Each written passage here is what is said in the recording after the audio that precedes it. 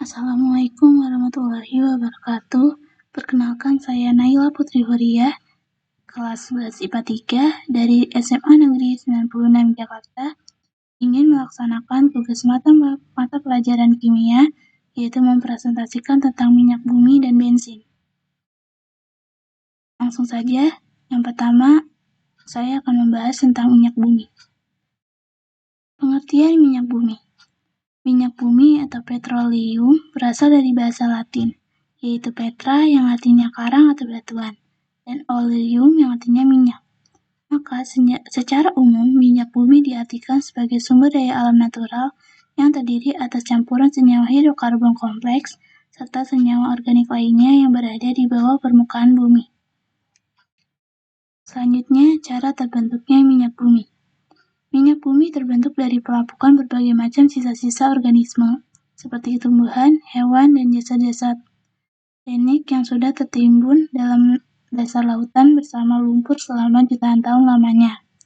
Kemudian, lumpur tersebut akan berubah menjadi berbagai batuan sedimen yang berpori, sedangkan sisa-sisa organisme akan bergerak ke tempat yang tekanannya rendah dan terkumpul pada sebuah daerah perangkap, yaitu batuan kedap. Gas alam, minyak, dan air akan terakumulasi sebagai deposit minyak bumi. Pada rongga bagian atas ada gas alam, sedangkan cairan minyak mengambang di atas deposit air.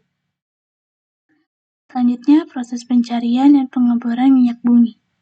Tahapan pertama pencarian minyak bumi adalah kegiatan eksplorasi. Beberapa tahapan dalam kegiatan eksplorasi ini yakni studi geologi, studi geofisika, survei seismik, dan pengeboran eksplorasi. Studi geologi dilakukan untuk mengetahui kondisi geologi sebuah wilayah, seperti struktur dan susunan batu di lapisan bawah permukaan. Setelah mendapatkan hasil lewat studi geologi, peneliti dapat melanjutkan ke studi geofisika yang bertujuan untuk mengetahui sifat fisik batuan mulai dari permukaan bumi hingga jauh ke dalam tanah. Metode yang umum digunakan untuk mengetahui sifat fisik batuan adalah survei seismik. Survei seismik dilakukan dengan alat pembangkit gelombang suara atau getaran yang dipasang kemudian akan ditembakkan ke bawah laut atau tanah. Gelombang suara tersebut akan dipantulkan kembali sesuai dengan lapisan tanah yang dilaluinya. Di atas permukaan dipasang alat yang bisa menangkap gelombang suara tersebut.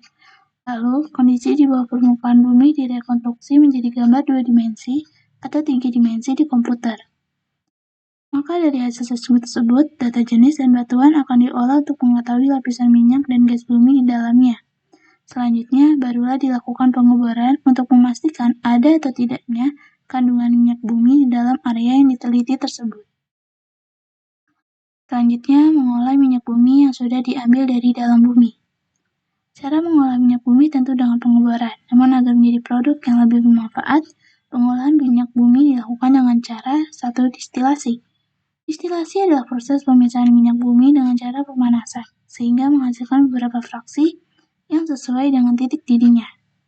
Fraksi atau komponen yang memiliki titik didih terendah berbentuk gas, sedangkan komponen yang memiliki titik didih tertinggi akan berbentuk padat. Hasil proses distilasi minyak bumi antara lain ada gas LPG, bensin, minyak tanah, aftur, solar, minyak diesel, oli, lilin, parafin, dan aspal. Kedua, cracking. Cracking adalah proses penguraian atau pemecahan molekul senyawa hidrokarbon berukuran besar menjadi molekul senyawa hidrokarbon berukuran kecil. Tujuannya sendiri adalah meningkatkan kualitas fraksi minyak bumi itu sendiri. Contohnya ada pada minyak solar atau minyak tanah menjadi bensin. Ketiga, ada reforming. Reforming adalah proses pengubahan bentuk molekul bensin yang bermutu kurang baik atau rantai karbon lurus menjadi bensin yang bermutu lebih baik atau rantai karbon bercabang.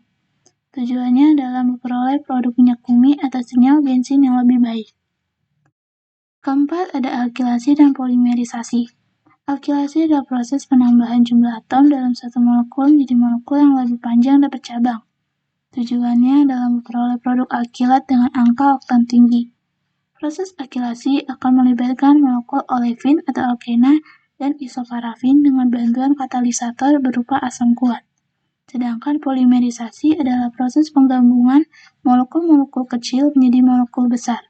Contohnya adalah proses reaksi penggabungan senyawa isobutena dengan senyawa isobutana.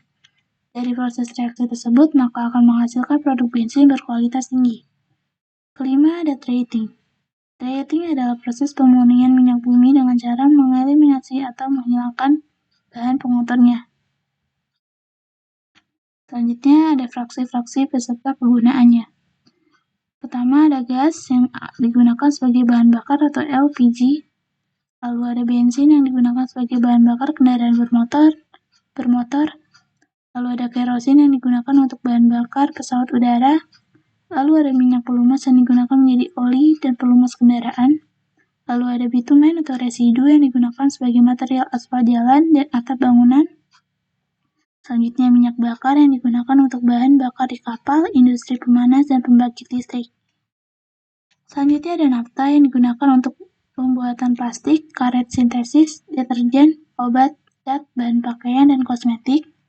Selanjutnya ada minyak solar dan diesel yang digunakan untuk bahan bakar kendaraan bermesin diesel dan bahan bakar tungku di industri. Terakhir, ada lilin yang digunakan sebagai petroleum jelly dan lilin parafin untuk membuat lilin, kertas berlapis lilin, dan bahan pengkilan seperti semir. Selanjutnya yang akan saya bahas adalah tentang bensin. Pengertian bensin. Bensin merupakan fraksi terpenting dari minyak bumi yang digunakan sebagai bahan bakar kendaraan bermotor roda 2, 3, ataupun 4. Komponen utama yang terkandung di dalam bensin yaitu oktana dan N-heptana. Molekul-molekul yang terdapat pada bensin memiliki kecenderungan untuk lepas dari permukaan bila dibandingkan dengan zat cair yang lain. Maka semakin tinggi temperatur yang terdapat pada lingkungan sekitar bensin, maka semakin tinggi pula proses pelepasan molekul-molekul dari permukaan. Selanjutnya, cara menentukan kualitas bensin. Kualitas bahan bakar bensin ditentukan oleh jumlah ketukan yang ditimbulkannya. Ketukan atau knocking adalah suatu perilaku bahan bakar yang menyebabkan mesin menggelitik, mengurangi efisiensi bahan bakar, dan merusak mesin. Knocking dinyatakan dengan bilangan oktan. Bilangan oktan sendiri merupakan ukuran dari kemampuan bahan bakar untuk mengatasi ketukan sewaktu terbakar dalam mesin. Maka semakin tinggi bilangan oktan berarti semakin sedikit ketukannya dan semakin baik juga kualitas bensinnya. Sekian dari saya, mohon maaf jika terdapat kesalahan dalam ucapan dan mohon maaf jika materi yang ada masih jauh dari kata sempurna. Terima kasih dan wassalamualaikum warahmatullahi wabarakatuh.